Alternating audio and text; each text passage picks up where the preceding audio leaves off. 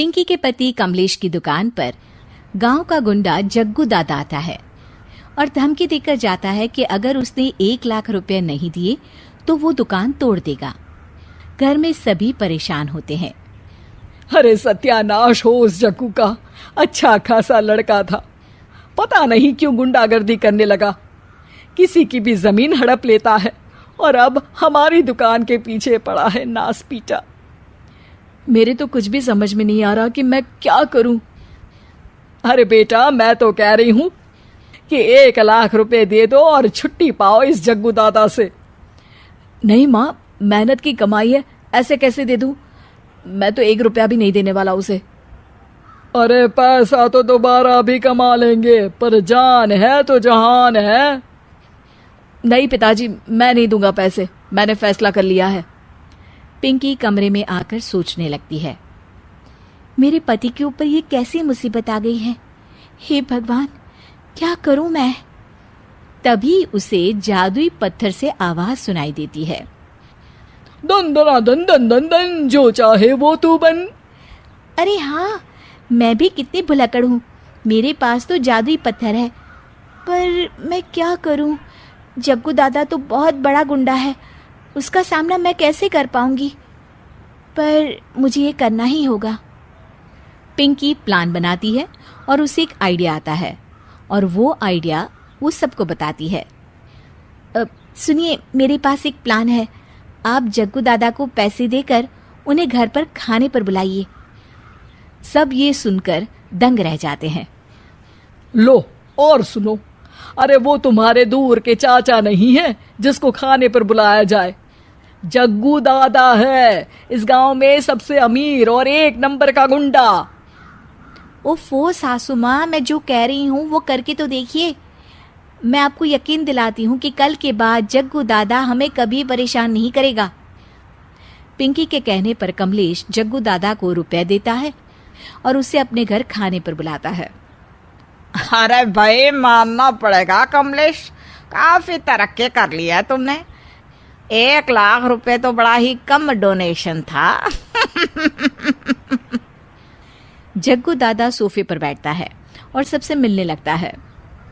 अरे भाई लता मौसी, ठीक तो हो ना? सुना है घुटने में बहुत दर्द रहता है। हाँ बेटा, पर तुझे कैसे पता चला? अरे जग्गू दादा सारे गांव की खोज खबर रखता है, और वैसे भी मेरी माँ और आप तो बचपन की सहेलियां थी ना, तो आप तो हमारी माँ सी हुई।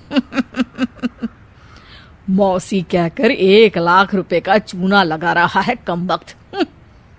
तभी बेल बजती है और कमलेश दरवाजा खोलता है तो सब दंग रह जाते हैं। अरे एमपी साहब, आप आइए आइए, आप कमलेश को कैसे जानते हैं?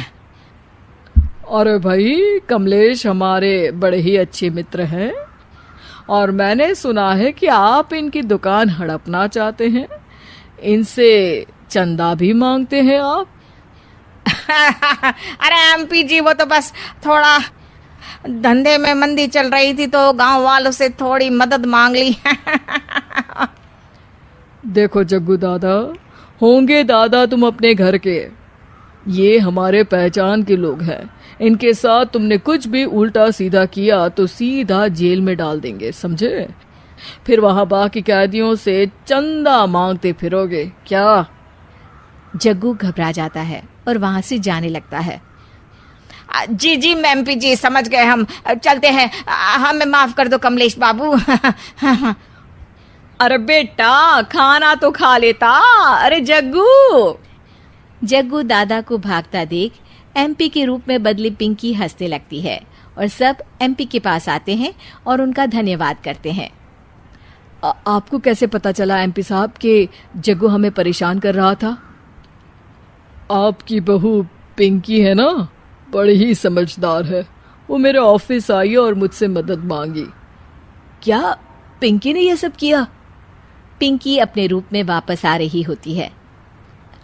अच्छा, मैं चलता हूँ, मेरा मतलब है।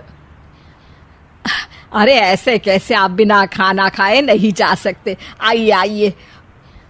नहीं नहीं, फिर कभी मुझे जाने दीजिए। पिंकी भागती है।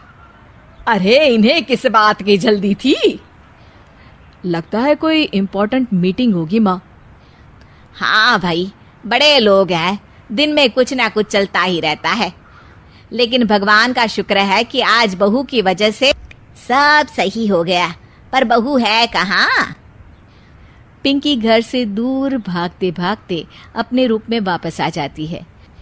उफ, बाल बाल बच गई आज तो।